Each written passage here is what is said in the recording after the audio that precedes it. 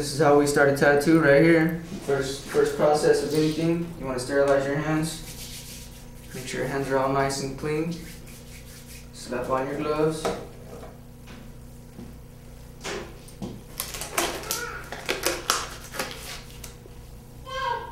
Gotta always wear the gloves, very important. And what we have here are some needles that have been EO gas sterilized by the factory. They're single-use needles, and they go right into our sharps container when we're done with them, which is located right here, biohazard container. We do not open anything till our customers are present. We open them right in front of them so that they know that they have never been used, and that's the only time we're going to use them. Alright, the tubes that we're using right here and right here, this tube has been EO gas sterilized by the factory also. It's a single-use tube. It's an 11 Magnum shader we can use for various tattoos. That's one of the main ones that I use on my gray washing.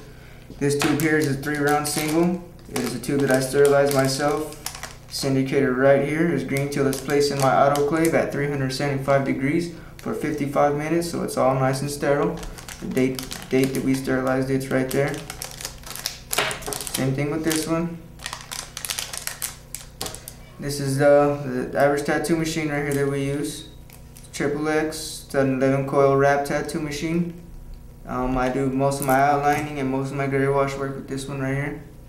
They're real good tattoo machines from Superior Tattoo. Gotta use a razor, gotta make sure that the skin is all nice and smooth, that there's no microscopic hairs or anything on the skin that will affect the way that the needle goes in the skin.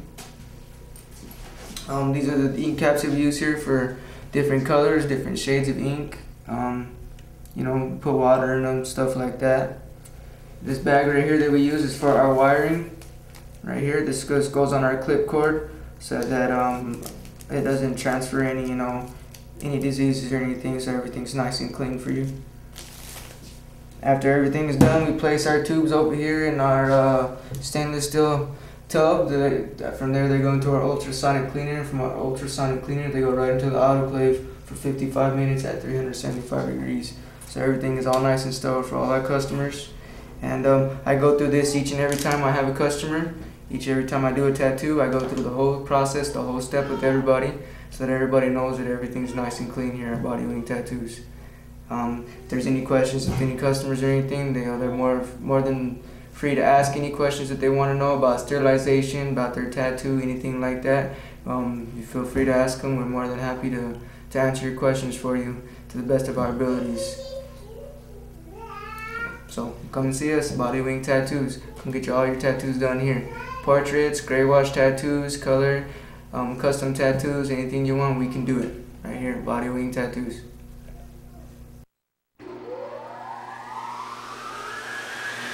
I'm sure you're familiar with everything associated with medieval times. All the swords, the throwing knives, the horses, the smell of horse poo, sandy walls, everything considered with the Crusades.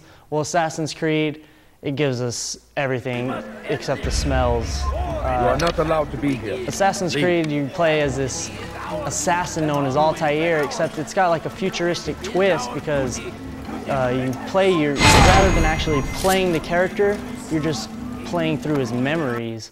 So that's what the story's based upon, is all these memories of this assassin that lived during the time of the Crusades with Salah ad-Din and King Richard, and its history is really up to date and it's nice, and it's free roaming. You just do all your objectives on your own. It's all set in Middle East during, I'm not sure the year, but the Crusades, as I said, and you just play as you're sent to kill certain men on this certain list, and you go out and you can kill everyone in whatever order you require. You do the objectives how you do. You have to investigate to find out information about your mark and see where they're going. And the combat, it's third person, except you have your different weapons. And the combat, it's reaction based. Like you hold down right trigger for aggressive reactions and left trigger for defensive reactions. And the cinematics are great because as you're playing the game, when you do a move in combat, it transitions flawlessly between the combat and actual gameplay footage in the video.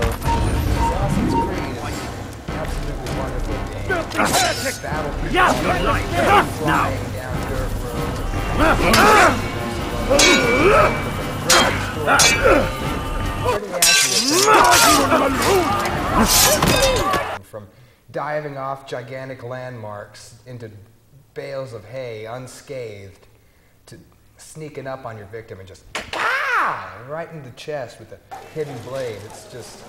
And the controls are really easy because it all revolves around a single button. Just the A button is your action button, and so while you hold that down, anything you encounter, the character automatically does all the moves and the flips and the wall climbing. It's all done for you. You just have to let them know when to do it or when not to do it. Everything revolves around timing.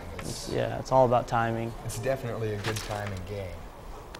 Some of the flaws I felt was kind of repetitive after a while. Go here, figure things out about this guy, go kill this guy, run back to your master, tell him he's dead, rinse and repeat. It didn't really have anything exciting after a while, but the graphics engine was done by the same guys as the people that did Mass Effect, Bink Video, so you can expect to see great graphics and definitely great graphics. Just expansive terrain, and it's got a lot to offer. We give Mass Effect, or Assassin's Creed. Yeah, we give Assassin's Creed an 8 out of 10. 8 out of 10. 8 out of 10, definitely.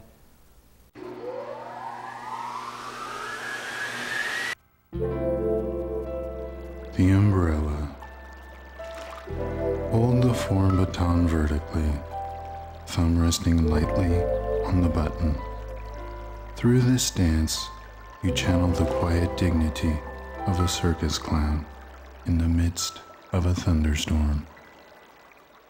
So, if you've ever played the game Warrioware, you'd probably know that the games are quick, short, and exciting. Quite lovable, really. Yeah.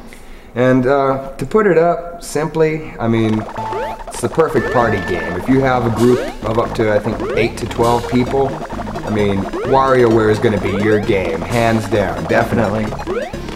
This game, I've never played a game quite as fun as this, at least not in the game, or in the genre of party games, per se. And it has a lot of promise to it, you know, there's quick gameplay, like I've said, and it's really nice. The remote responds quite effectively.